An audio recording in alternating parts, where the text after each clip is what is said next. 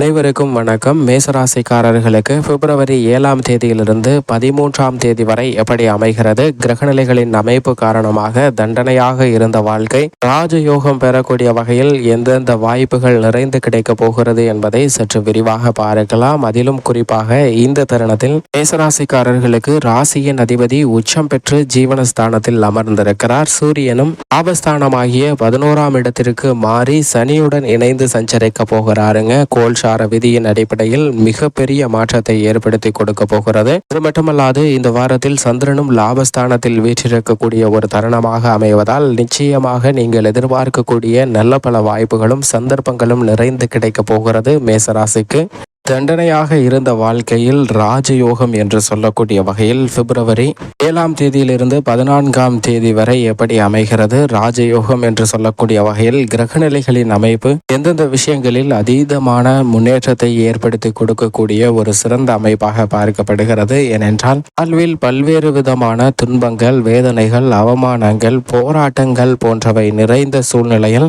நிச்சயமாக கிரகநிலைகளில் ஏற்படக்கூடிய மாறுதல் என்பது தண்டனையாக இருந்த வாழ்க்கையில் மாற்றம் ஏற்பட்டு ராஜயோகம் கிடைக்கக்கூடிய வகையில் நல்ல பல சந்தர்ப்பங்கள் கிடைக்கக்கூடிய ஒரு தருணமாக அமைவதற்கான வாய்ப்பு பிப்ரவரி 7ஆம் தேதியிலிருந்து 14ஆம் தேதி வரை கிரகநிலைகளின் அமைப்பை ஆராய்ந்து பார்க்கும் போது கிடைப்பதற்கான வாய்ப்பும் யோகமும் நிறைந்து கிடைக்கிறது என்பதை தெளிவாகவும் துல்லியமாகவும் கிரகநிலைகள் உறுதிப்படுத்துகின்றன. ஏனென்றால் இந்த தருணத்தில் பூமிக்காரகன் மங்களகாரகன் என்று சொல்லக்கூடிய செவ்வாய் உச்சம் பெற்று சஞ்சரிக்கிறாருங்க. செவ்வாய் உச்சம் பெற்று சஞ்சரிக்கக்கூடிய இந்த தருணம் என்பது பல்வேறு வகையான மங்களகரமான சுப நிகழ்வுகளை இனிதாக செய்வதற்கான வாய்ப்பும் யோகமும் மிகவும் அபரிவிதமாக நிறைந்து கிடைக்கிறது. பல்வேறு வகையான தடைகள், தாமதங்கள் அனைத்தும் விலகி திட்டமிடக்கூடிய பணிகளில் காரிய வெற்றியை ஏற்படுத்தி கொடுக்க போகிறாருங்க. பூமிக்காரகன் மங்களகாரகன் உச்சம் பெற்று சஞ்சரிக்கக்கூடிய இந்த தருணம் பல்வேறு வகையில சந்திக்கக்கூடிய தடைகள், தாமதங்கள் தகர்த்தெறியப்பட்டு முன்னேற்ற வாய்ப்புகள் நிறைந்து கிடைக்கக்கூடிய ஒரு இனிமையான தருணமாக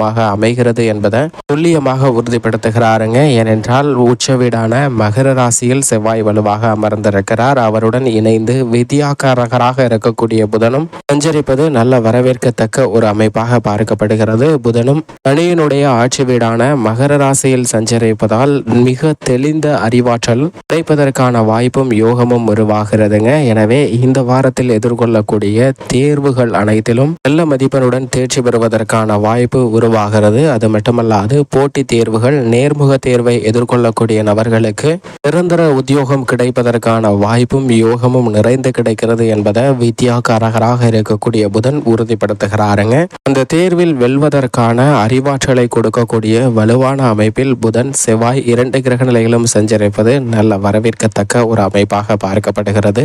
அது மட்டுமல்லாது சனியும் ஆட்சி பலம் பெற்று மிக வலுவாக தனது சொந்த ராசியான கும்பராசியில் அமர்ந்திருக்கிறாருங்க. சனி கும்பராசியில் சஞ்சரிப்பது கூடமாய் நன்மை கிடைக்கக்கூடிய ஒரு நிகழ்வாக பார்க்கப்படுகிறது. எனவே ஜீவனாதிபதியாக இருக்கக்கூடிய சனி பகவான் மிக வலுவாக சஞ்சரிக்கக்கூடிய இந்த தருணத்துல பல்வேறு வகையான தடைகள், தாமதங்கள் தகர்த்தெறியப்படுகிறது. தொழில் ரீதியாக எதிர்பார்க்கக்கூடிய முன்னேற்ற வாய்ப்புகள் மிக சிறப்பாக கிடைக்கக்கூடிய ஒரு இனிமையான தருணமாக மாறியிருக்கிறது என்பதை தெளிவாகவும் துல்லியமாகவும் உறுதிப்படுத்துகிறாருங்க. அது மட்டுமல்லாது முதன்மை சுபகிரகமும் தோஷமற்றவருமாக இருக்கக்கூடிய குரு பகவான் மிக வலுவாக தனது நட்பு கிரகமான செவ்வாயின் ஆட்சி வீட்டில் மிக வலுவாக மேசராசியில் வீற்றிருக்கிறாருங்க. இது பெரும்பாலும் பல விஷயங்கள்ல ஏற்படக்கூடிய தடைகளை விலக்கி அதிவிரைவாக அனைத்து விதமான நன்மைகளையும் ஏற்படுத்துவதற்கான வாய்ப்பை உறுதிப்படுத்துகிறது. எனவே குரு பகவான் அதிவிரைவாக நன்மைகளை கொடுக்கக்கூடிய ஒரு வலுவான அமைப்பில் சஞ்சரிப்பது திட்டமிடக்கூடிய காரியங்கள்ல நிச்சயமாக வெற்றி கிடைக்கிறது. தண்டனையாக இருந்த வாழ்க்கை சூழ்நிலையை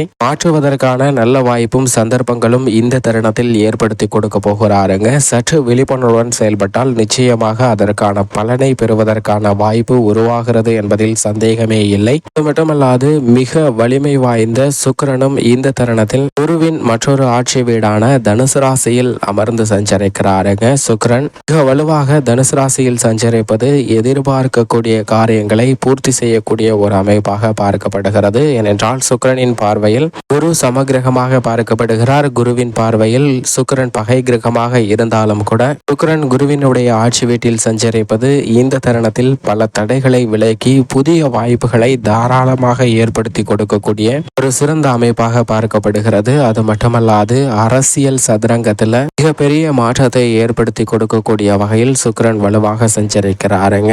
இந்த வாரத்தில் நீங்கள் எதிர்பார்க்கக்கூடிய கட்சி சார்ந்த பணிகளும் கூட்டணி வாய்ப்புகளும் மிக சிறப்பாக கிடைப்பதற்கான வாய்ப்பும் யோகமும் நிறைந்து கிடைக்கிறது. அதிரடியான பல மாற்றங்களை அரசியல் மற்றும் கலைத்துறை ரீதியான பணிகளில் ஏற்படுத்துவதற்கான வாய்ப்பை மிகவும் அபரிவிதமாக உருவாக்கி கொடுக்கிறாருங்க. இது மிக சிறந்த மாற்றத்திற்கு அடித்தளமிடக்கூடிய வகையில் அமைய போகிறது. அது மட்டுமல்லாது நிழல் கிரகமாக இருக்கக்கூடிய ராகு கேதுவின் அமைப்பை ஆராய்ந்து பார்க்கும் போது தனது சமகிரகமாக இருக்கக்கூடிய குருவின் ஆட்சி வீட்டில் ராகு சஞ்சரிக்கிறாருங்க. மீன ராசியில் ராகு சஞ்சரிப்பது நன்மை தீமை கலந்த ஒரு அமைப்பாக பார்க்கப்படுகிறது. பெரும்பாலும் தடையான காரியங்கள் அனைத்தையும் விலக்கி நல்ல முன்னேற்ற வாய்ப்புகளை ஏற்படுத்தி கொடுக்க போகிறாருங்க. மோட்சக்காரகரான கேதுவும் தனது சமகிரகமாக புதனின் ஆட்சி வீட்டில் வலுவாக அமர்ந்திருக்கிறார். எனவே திட்டமிட்டபடி காரிய வெற்றிகள் நிறைந்து பெறுவதற்கான வாய்ப்பும் யோகமும் உருவாகிறது. அது மட்டுமல்லாது ஒரு விஷயத்தை நடந்த நிகழ்வை குழப்பத்தை எண்ணி சிந்தித்து கொண்டே அதை மேலும் குழப்பமாக மாற்றிக்கொள்வதை விட